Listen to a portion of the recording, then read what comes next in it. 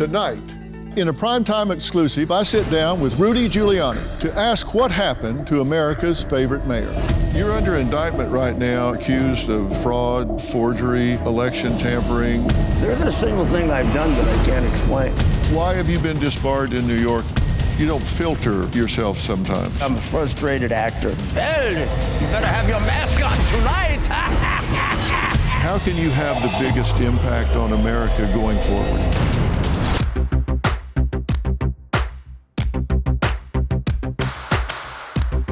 Well, tonight we're talking about the shocking rise and fall of a man once dubbed America's mayor. As a young prosecutor, Rudy Giuliani was hailed as Gotham's own crime-fighting superhero, taking down mob bosses, corrupt politicians, and greedy fat cat bankers. He's the mayor of New York City.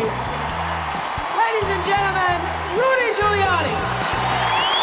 Giuliani had earned a reputation for being tough on crime as a young assistant U.S. attorney. At 39, he was appointed U.S. Attorney for the Southern District of New York, zeroing in on organized crime and white-collar criminals. If you violate the law, whether it's insider trading or tax evasion or fraud or bribery, a so-called white-collar crime, the overwhelming general rule is that you go to prison. I, Rudolph William Giuliani. After becoming mayor of New York City in 1993, Giuliani took credit for making Manhattan safe. God bless you, Rudy. Thank you, New York, for re-electing me to a job that I love so much. Well, after being elected mayor, Giuliani became the man who cleaned up New York City and led it through its darkest hour. No one will forget where they were when they heard that 2 airplanes had struck New York City's Twin Towers. It's a day the nation will never, ever forget. Let's go, guys, let's go. Right here. Just stay right here. Are you okay? We were done. On September 11th, Rudy Giuliani showed himself as a true leader, comforting not only a frightened city, but a frightened nation. The city of New York in the United States of America is much stronger than any group of barbaric terrorists. Come with us. Come with us. That image, a mayor leading New Yorkers to safety, summed up everything he had worked for over 8 years. A powerful police force, a strong emergency management unit ready for action, all of it seemingly geared for this single moment. New York means a tremendous amount to all of us, and we have to work together to rebuild the city of New York and the World Trade Center to be even greater and more wonderful and more beautiful than it was before. Standing on the rubble of the fallen Twin Towers, Giuliani declared, "We will rebuild," becoming a beacon of hope and strength. But today, Rudy Giuliani faces mounting legal troubles and controversy. Tonight, in a primetime exclusive, I sit down with Rudy Giuliani to ask what happened to America's favorite mayor. Once lauded as a voice of leadership, America's mayor has become a punchline. Using his voice to spread conspiracies and lies about the 2020 election being stolen. I don't know what you need to wake you up. I can prove to you that he won Pennsylvania by 300,000 votes. I can prove to you that he won Michigan by probably 50,000 votes. As former President Donald Trump's personal attorney and mouthpiece. Let's have trial by combat. Prosecutors say he is a target of an ongoing criminal probe examining efforts to overturn the 2020 election. And more, Giuliani is suspended from practicing law in New York. The call for Joe Biden isn't what was it called by? Oh my goodness, all the networks. Wow! All the networks!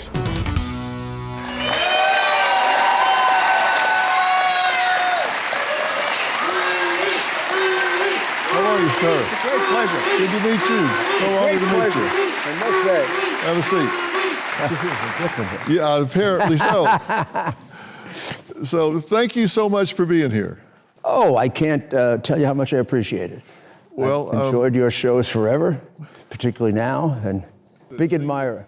Well, thank you. We're focusing on things that seem to be really important right now in this country's future. You sure do. I commend you for that. Tell me how you're doing. I'm doing fine, but I find it strange to describe that to people when they tell me all the things that are going on with me. Yeah. But I think I'm constructed that way. I like to be challenged, Phil. I don't know what it is. I feel like if things aren't, not so much going wrong, but if there aren't things I can help with, I get into a feeling of I'm a little useless. Yeah. So I like to be able to help, and I like to think of my life as I'm contributing. And my main goal, which I'm worried about, is a little personal goal for me, that I leave this country better than I found it, for my children, my grandchildren. Right. Do you ever feel like you've lived your life in two parts? Because there was a time when you clearly were one of the most beloved figures in American politics, certainly leading up to the weeks and months following 9/11, which was clearly one of, if not the darkest periods in American history. Really? And I personally want to thank you for the leadership that you provided during that time. Thank you. There's no question. I think back, and I was in Dallas when those planes struck the towers, and shortly after that, there are pictures of you walking down the streets towards what was happening and speaking to the American people, speaking to the world in such an inspirational way, not cowering, not panicking, being calm. You had approval ratings then. You were America's mayor. People were talking about you as someone that would be great as a president of the United States. And then in recent years, it seems to be a different chapter in your life where you're under indictment, you're being criticized. It seems like your approval ratings have dropped 50, 60% nationally, and you're under attack. Does it seem like there's two chapters? Well, there certainly are. There's a tremendous conflict about me. Almost a divided America. I mean, it is weird, but I can take you to places where the support for me is stronger than it was then. This seems to be one of them. A lot of people here feel very strongly about what you gave to this country. And then there are places where they're hateful, mean, they won't listen to my explanation. They personally feel, I think, and I'm speaking for them now, that I'm some kind of an enemy to the republic, to democracy, that I'm a liar, I'm a cheat, I'm all the things that for half my life I never was, and I put people in jail. In jail for. Somehow I made this big change. I guess because of my attachment to Donald Trump. I think that's it. So it's a little hard. It's hard for the person to understand that when you're always, when you always view yourself as pretty much the same person. I've changed. I've learned things. I changed a lot between September 11 and after. I wouldn't deny that I'm a different person after September 11 than before. I think mostly for the good. Am I pretty much the same person, the same values that I was when I was going after the mafia and Milken and Boesky and communists, and I put Nazi war criminals in jail. I was threatened with murder by the mafia. They voted in my favor. I won 3-2. To not kill you or kill you? Not kill me. Okay. People say to me, "What's the most important election you won?" I said, well, the mafia voted 3-2 not to kill me. That's good. There have been people when you've been in the public eye that haven't, I think, taken necessarily good care of you when you were on camera. You've got something on your chin right here. I'm going to tell you and let you wipe it off there. There have been times when you had something on your face and somebody didn't tell you. Yeah, I remember that. If that's what we're going to worry about, we're in deep trouble. Right. So you're under indictment right now in Georgia. That's right. And Arizona. Correct. You're accused of all kinds of things, fraud, forgery. election tampering, goes on and on and on. Some took a plea deal. You said no, I'm not. Correct. I think you said hell no, I'm not going to do that. That was probably what I said, maybe worse. Yeah. And you're going to fight these in Georgia and Arizona, Yeah. right? And this will come to trial at some point when? Probably after the election, Phil, I think. Yeah. It almost seems impossible for it to go to trial before the election. I've got no discovery on this. Are you worried about your indictments? I was not. I think they go because people forget that this is based on a historical precedent. In 1960, we had one of our, historically close elections, Nixon-Kennedy. The night of the election, no one knew who won. One of the states in question was the state of Hawaii, because a lot of votes were military votes, thinking of Pearl Harbor and everything else. So they made a deal that they'd keep it open until the end of December, so that even when the Electoral College voted, if they voted, let's say, for Kennedy, because the vote currently was for Kennedy, if the court proceeding that was going to take longer than that eventually awarded it to Nixon, Nixon would get his votes. Problem is, if you don't have electors, you get your votes, but they can't vote. So you get deprived of 3 votes. They don't get voted anywhere, and that reduces the majority, makes it harder to get the majority. If you win ultimately in court, your 3 people will get awarded before the vote on January 6th. Mm-hmm. They shook hands, both campaigns, both candidates, and I was a Kennedy Democrat at the time. 2 men who were great Americans. Whatever you think of them, Nixon, Kennedy, whatever you think of Kennedy's exploits or Nixon's Watergate, these are 2 men who loved America more than anything else. And they realized this is a smart way to do it, sensible way to do it. So if you go down to December, lo and behold, it changes. Nixon gets the votes. The state court said, no, Nixon won by 342 votes. And Nixon, knowing now that they didn't make a difference, shook hands with Kennedy and said, let's forget it. Let's put it in the record, though, as a precedent. So 2 professors that came to us, they said, it's really important that you do this, because if you don't do this, you may win a couple of these states, and then you'll have no electoral votes. It'll be like winning them for no purpose. Now, if you want to ask me, and they can lie all they want, did I think we were going to win a couple of these states? You're damn right I thought we did. I did. Whether I was right or wrong, my view as a lawyer was that if we had ever gotten a fair hearing anyplace, we'd have won every one of those states. I know the one place we got a fair hearing was the Georgia legislature. No one wants to read the report from Senator Litton after 132 witnesses that Trump won Georgia by over 10,000 votes. You were actually disbarred for arguing this in New York and suspended in D.C. and probably will be disbarred in D.C., if not already, for arguing this. Yes, I'm not allowed to argue the best view of the case for my client, which is they should be disbarred for that. The rule I have followed as a lawyer, which is 50 years of ethical conduct, never a complaint to the Bar Association about my misconduct. I litigated in the most contentious place in America, where if you don't have a Bar Association complaint, you're probably not doing your job. I don't know what I did.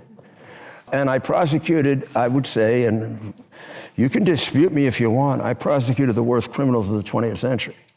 I do not think you'll find a more successful prosecutor in the United States of America. Why have you been disbarred in New York, in your opinion?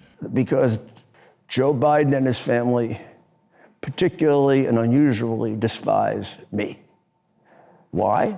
You would too, if you were as crooked as they are.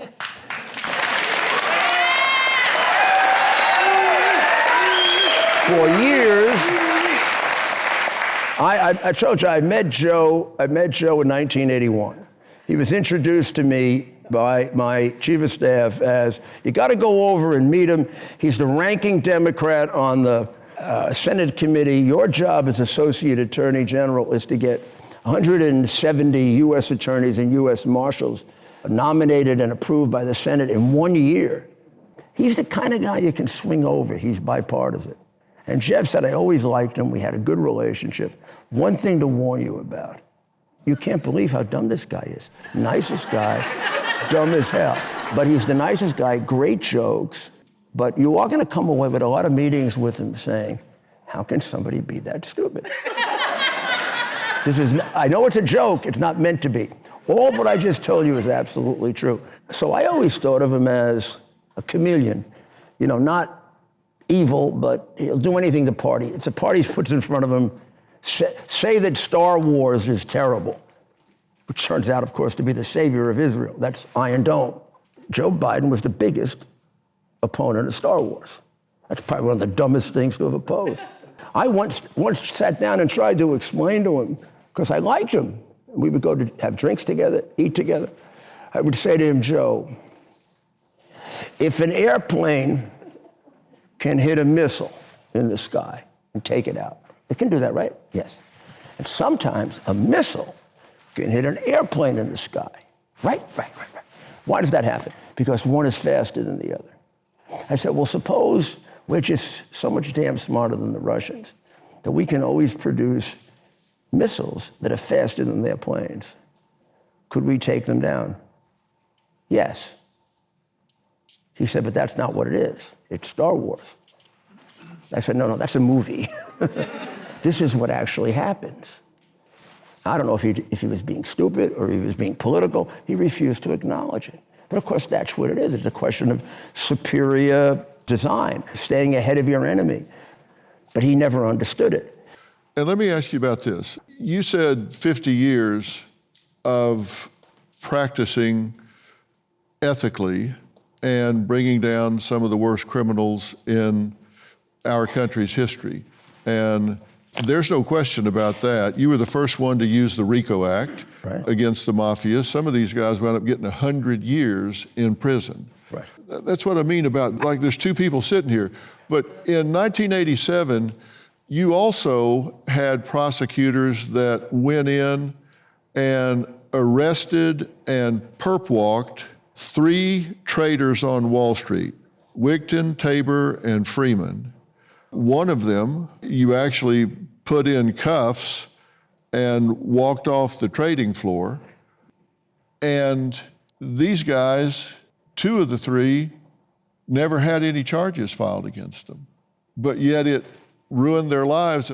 And you said in '89 in a press conference when you were leaving as U.S. Attorney for the Southern District, yeah, if we'd have known what we now know, probably wouldn't have approved that.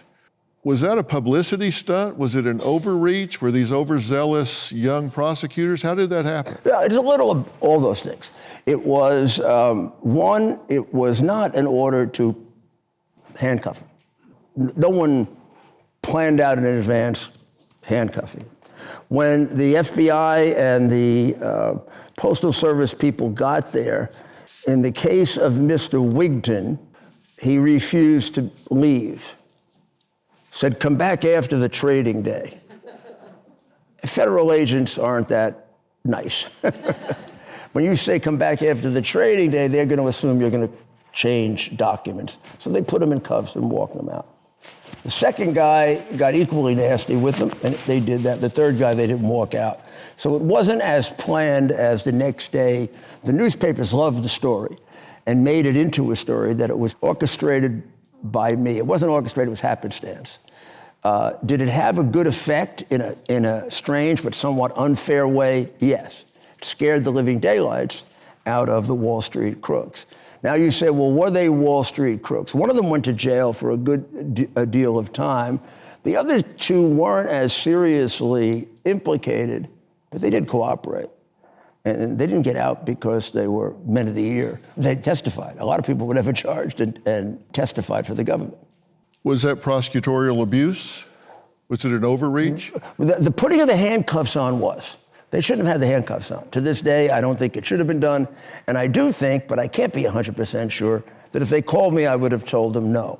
I didn't say that until years later, because I don't push off responsibility on the agents. I don't say, well, they made a decision I wouldn't make. They did. But they're agents. They have a tougher life than I do. Maybe if I were them, I would have made the same decision. The final thing, the idea that they were choir boys is ridiculous. They testified against the other two. The other two just were far more guilty. We ended up putting 14 people in jail in that investigation. And there's 2 chapters that I'm talking about. This RICO that you used against Mafia is now being used against you. Yeah, right. I started it, and now they're using it against me for all I can figure out is advocating for my client, but saying things they believe to be false. So if I say that there appeared to be fraudulent absentee ballots because my witnesses say that they had never been folded and they look pristine, they will say that I am perpetrating a claim of election fraud.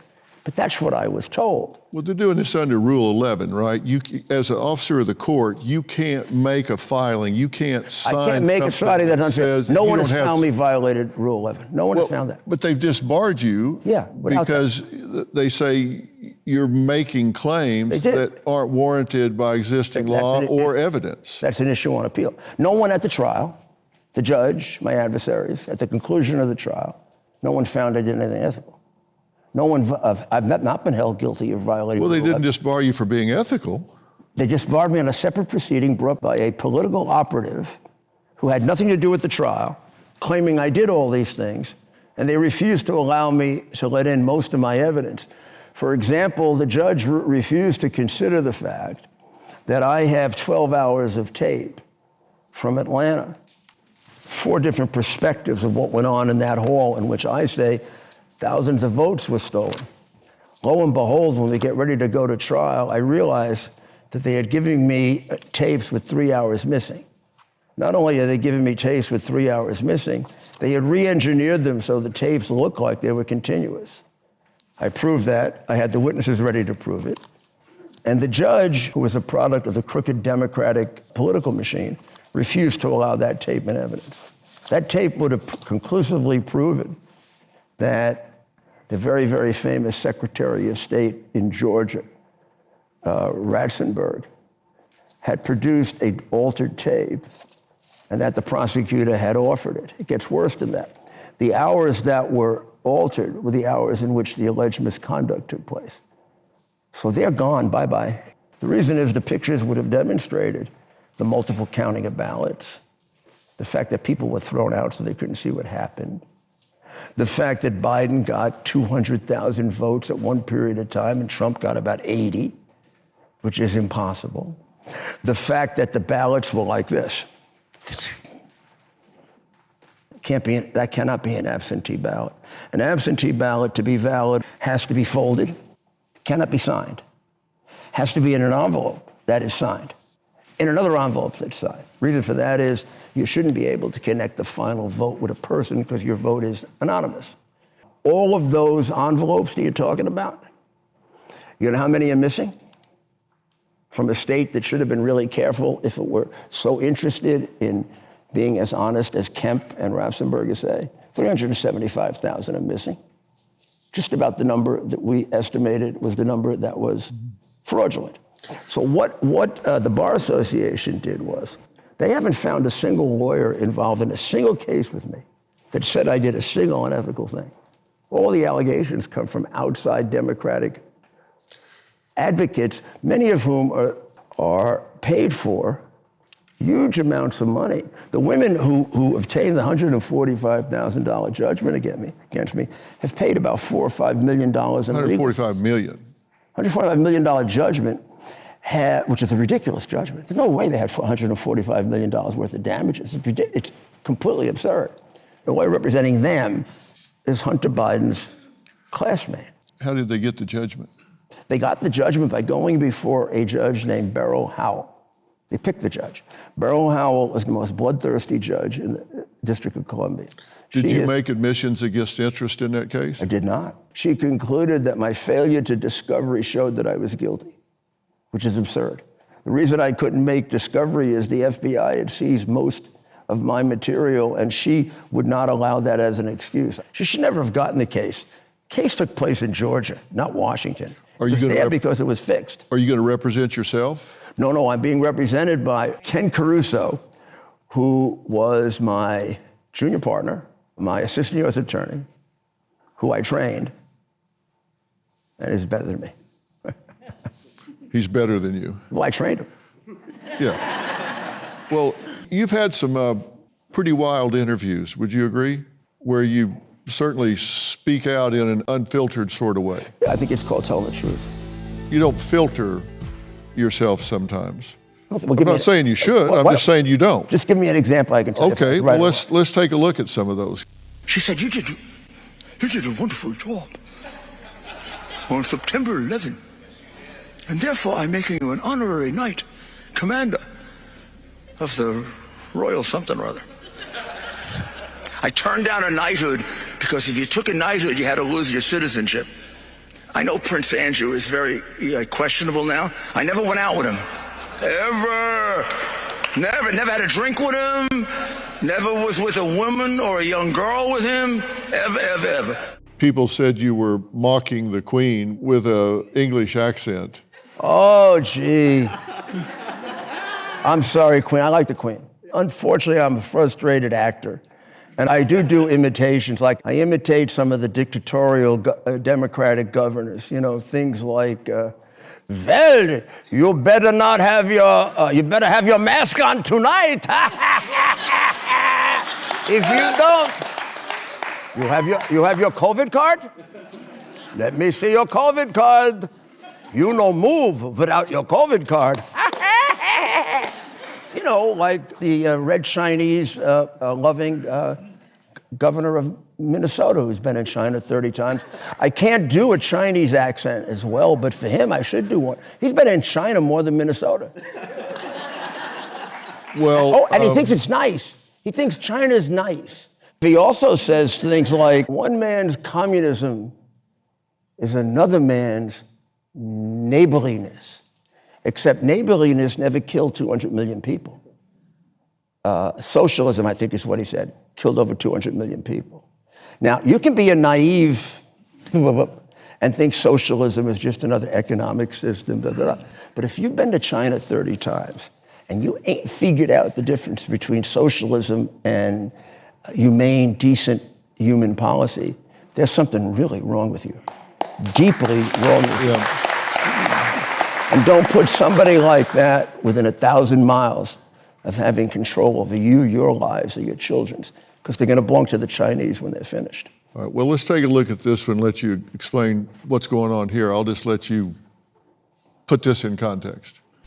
There's nothing wrong with taking information from Russians. There's nothing wrong with taking information. Depends on where it came from. The reason to keep all these things together is precisely to avoid what the Democrats did in this election, which is to misuse the absentee ballot process and the mail-in ballot process in order to cheat. How's that guy a general? Jesus. The other day, he said that the Bagram Air Force Base is not strategically important. I wanted to grab his, what do you have, 5 stars, 10 stars, 12 stars? He has so many stars that coming up into his ears. I wanted to grab his stars, shove it down his throat and say, it's 400 miles from China. Well, those are all very different. Let me explain them. There isn't a single thing I've done that I can't explain. Most of what we're living through, which I think a lot of people have a hard time rejecting, is this is not accidental destruction of the United States or accidental destruction of our moral basis or an accidental destruction of our belief in God or an accidental destruction of our belief in the national anthem or an accidental destruction of our love of the flag so we can burn it or an accidental destruction of we can walk out on our unit before it goes into battle or an accidental destruction of saying things like, well, socialism is really nice. And I've been there, I know. This is coming from 175 years ago from a man named Karl Marx. I am a scholar on Karl Marx. I graduated from college with a minor degree in philosophy. Marx was the minor degree. I was there for the tail end of the Cold War. I developed Pfizer. I did the first 50 Pfizer wires. None of them contain a lie like the one with Jim Comey. I know the danger of communism. I've known it was going to happen. I knew it was going to happen. I knew even when Reagan beat Russia, and I was so close to Reagan, I would consider him a second father. And his mother, his wife, I adored. I got her a letter from Bibi Netanyahu saying, if it wasn't for your husband, we wouldn't have had Iron Dome. And if it wasn't for Iron Dome, 100,000 Israelis or more would die. Who was against Iron Dome? The demented one of the White House and the silly woman that's running for president. They were both against it. They were against everything that could help the United States. Quote, Cabinet Officer Gates, Democrat, served with him. Joe Biden's been wrong about every matter of foreign policy in his career. He's giving you a signal. He doesn't have the guts, doesn't have to say, hey, come on, the red Chinese own him. Unfortunately, the red Chinese own more people around here than you think. And your country's being sold out for you. Do you think that when Joe Biden gave up the Bagram Air Base, 400 miles from China, during the time he was selling us out in Afghanistan, do you think it occurred to him that his family, 6 years leading up to that, had gotten $61 million from China? That's not a guess. I have the documents in my room showing it to you. Now, they say, oh, the money didn't go to him, except there's a text hidden even by the conservative media very often that says, from Hunter Biden to his daughter, that he's very upset that for 35 years, I have had to give half of my income to my father. You're telling me there's no evidence that he got money? What is evidence? Evidence is testimony. That's evidence. You can't walk away from trial by just saying it's not evidence unless you are a protected Democrat in what has become a system of justice that would fit Nazi Germany, the Soviet Union, Venezuela, but not our great country. Do you think that when you're talking about Biden in this regard, do you think he's weak or you think he's bought? I don't know, Phil. I don't know. I never able to conclude those ultimate things about the people I prosecuted, right? Some of them were better than others. I mean, Fat Tony Salerno was a nicer man than John Gotti, but they both killed 100 people. Fat Tony Salerno didn't like killing people. John Gotti enjoyed going to the murders. Criminals of all different types. And Biden has always had the stupidity factor and now the dementia factor. So you have to give Biden, I hate to say this, and some of my friends are going to shoot me now I said this. You have to, but I'm a lawyer. You have to give Biden a little buy on his mental capacity.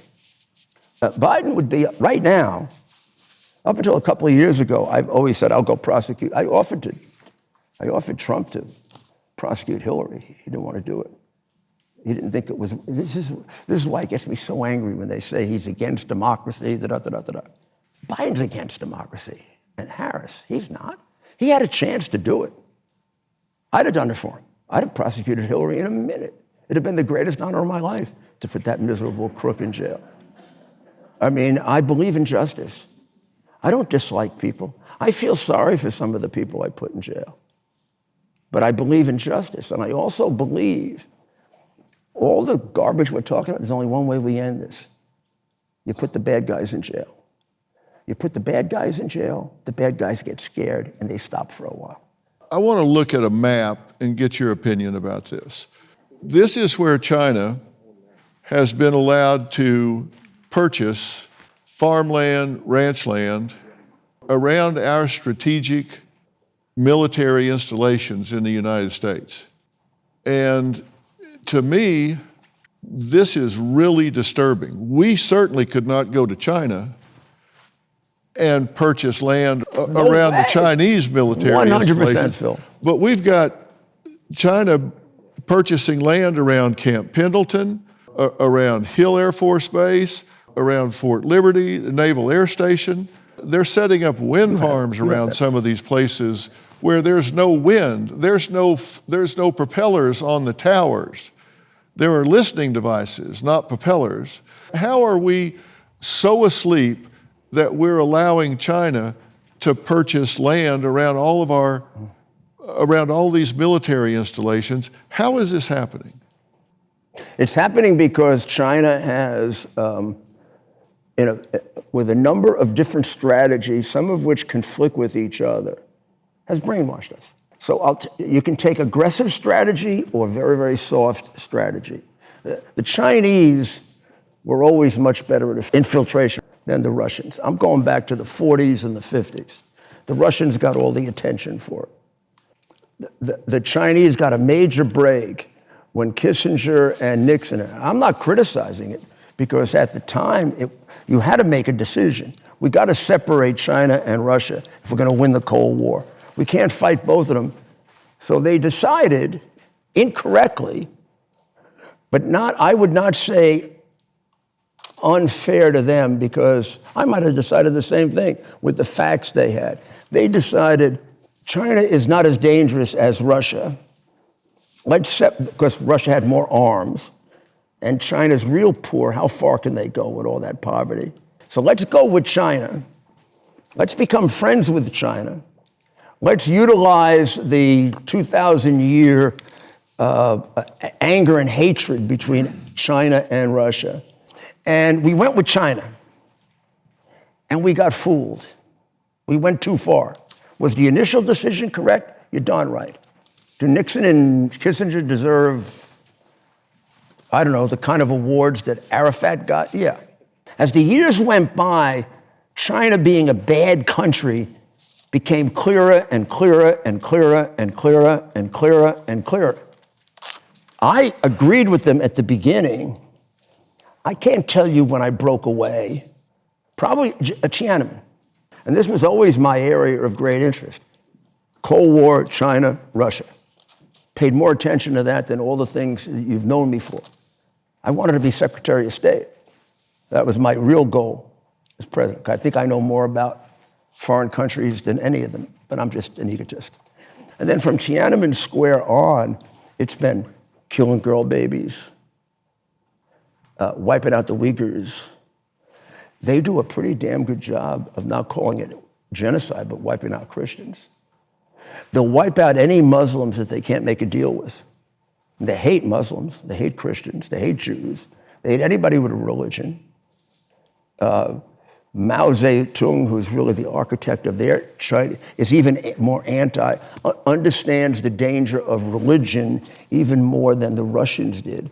The Russians always had what you would call a conflict with religion, because a lot of them, even though they were communists, were Russian Orthodox. They remain Russian Orthodox. Like even Putin, if you know him, and I know him a little bit, and I talk religion to him, because he once, like me, thought of studying for a priest. It's the only thing we have in common. You thought about being a priest? Yeah. What a disaster that would have been. Oh, wow. Well, what do you do from here forward? How can you have the biggest impact on America going forward? Well, we're out of time for tonight, but there's so much more to talk about. With all his recent legal troubles, was there ever a time Rudy Giuliani thought that he was in too deep, but just couldn't turn back? And how does he respond to allegations and sincere concerns that he may have a drinking problem? I want to talk about you. What's the next chapter in your life? Help Donald Trump straighten out the federal government. I can smell the crooked politicians. They have a certain odor. A lot of people say you drink too much. Oh, geez, Doc. You're disbarred, indicted, have huge multi-million-dollar judgments against you. Is there anything you would do different? That's a really good question. Is there a chance you're going to wind up in prison? Next week on Fill in the Blanks.